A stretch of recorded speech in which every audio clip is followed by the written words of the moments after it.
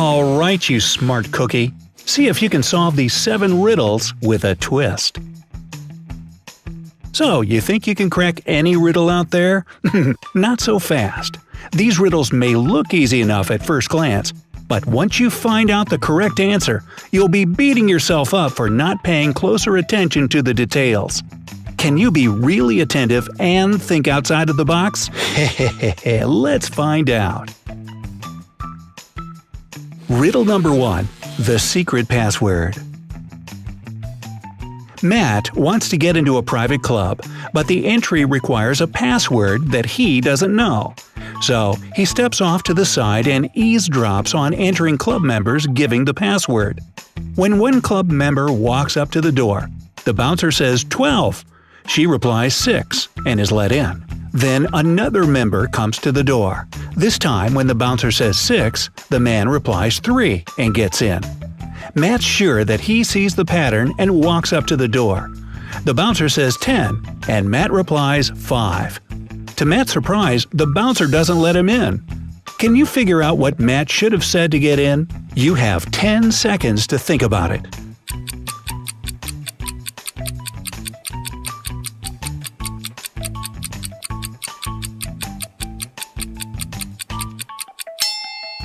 Do you have your answer ready? Let's see if it's the right one. Matt was actually supposed to say how many letters there are in the number that the bouncer says. The word 12 has 6 letters, and the word 6 has 3. 10 has 3 letters, so the password should have been 3. Isn't that easy? Riddle number 2. A mugging. A man walked into a police station claiming he had just been mugged. The police officer asked him to describe exactly what happened. So the man explained, "I was on my way to the bank, and I had $100,000 in my briefcase. Suddenly, a man wearing black clothes, a black mask, and black gloves jumped me, grabbed my briefcase, and ran away." The police officer noted a fresh cut on the man's face and asked if it were from the attack. The man replied, "Yeah, the mugger was wearing a silver ring on his left hand, and it cut me when he punched me."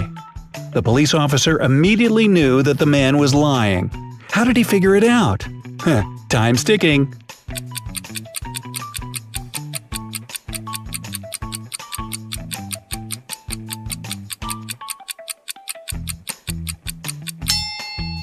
This one's pretty easy if you paid close attention to the man's story.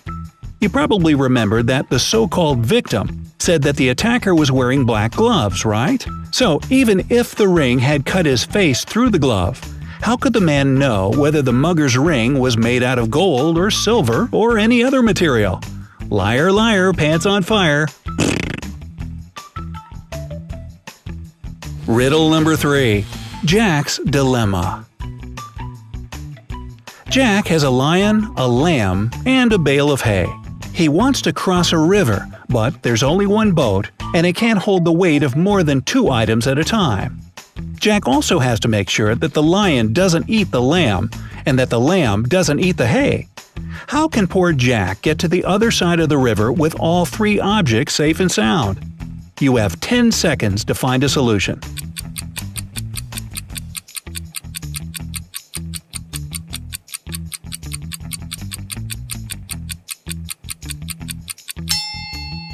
The plan isn't all that difficult. Jack should first take the lamb across. Then he can take the bale of hay across and bring the lamb back. After that, he should take the lion across, but leave the lamb. Finally, he needs to go back for the lonesome lamb and take it across. There, all 3 get to the other side of the river unharmed. Let's just hope that the lion won't eat him. Oh. Riddle number 4. A life or death decision. Tom was walking in the woods when he suddenly came upon a big house. The house looked abandoned, so Tom, in true scary movie form, decided to check it out. But as soon as he walked in, you know what happened. The door behind him slammed shut. Tom found a note saying the door behind him is locked, but there are 4 unlocked doors that he can use to get out. The problem is what's behind those doors. If Tom opens the first door, he'll immediately fall into a tank full of hungry sharks. The room behind the second door is filled with lethal gas. Behind the third door awaits an unescapable well full of water. And if Tom chooses the fourth door, he'll face a chainsaw-wielding serial killer who murdered 100 people in 1918 alone. Dang, psycho! So, which door should Tom choose to survive? Your 10 seconds starts now.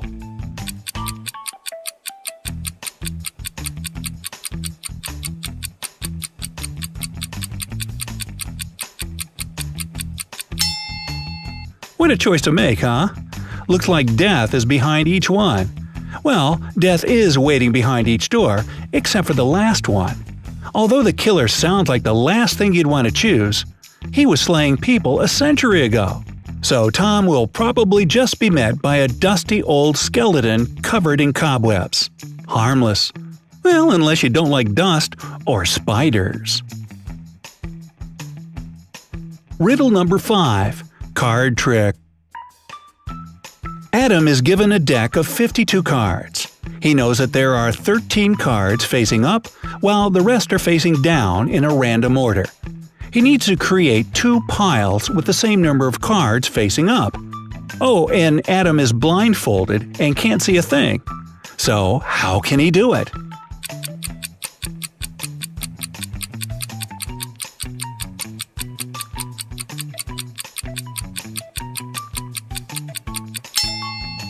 Easy. Adam just needs to take the first 13 cards from the top and simply flip them over. Done. If you don't believe it, let's break it down together. Imagine you took the first 13 cards from the top. Let's say there are 9 cards in that group that are facing up. That means the remaining pile would only have 4 cards facing up, since we know from the beginning that 13 of the 52 cards were facing up. So if you flip the first pile over, 4 cards will be facing up and 9 will be facing down. 4 and 4. There you go. Riddle number 6. The odd one. Look carefully at these 5 figures. The question is simple. Which one of these objects does not belong in the group? A good old odd one out riddle. Here are your 10 seconds.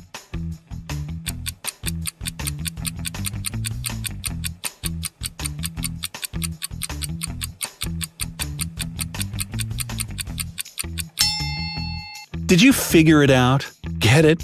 Figure? Anyway, if you choose the first figure, congratulations, you're absolutely right. And why is that? Because it's the only object that doesn't have an individual trait.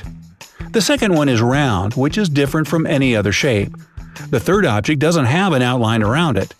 The fourth one is a different color from the rest. And the fifth shape is much smaller than the others. So, we're simply left with the first figure, which is the only one that's not odd in any way. Tricked ya! Riddle number 7. The ticket clerk. A deaf and mute man came up to the ticket counter at a subway station. The tickets cost 50 cents each. The man handed over $1, and the ticket clerk gave him 2 tickets without even checking. How did the ticket seller know that the man needed 2 tickets? Try to crack this mystery in 10 seconds.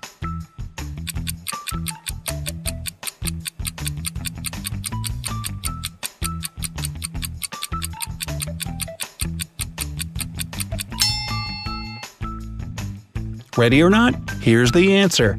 The deaf and mute man gave 4 quarters, so the ticket clerk could be certain that he wanted 2 tickets. Otherwise, he would have given only 2 of his quarters. It's as simple as that. Alright, how many of these riddles did you get right? Tell us in the comments below. And don't forget to share your video with your friends and family to find out whether they'll be able to crack them too. Stay on the bright side of life, and we'll see you soon.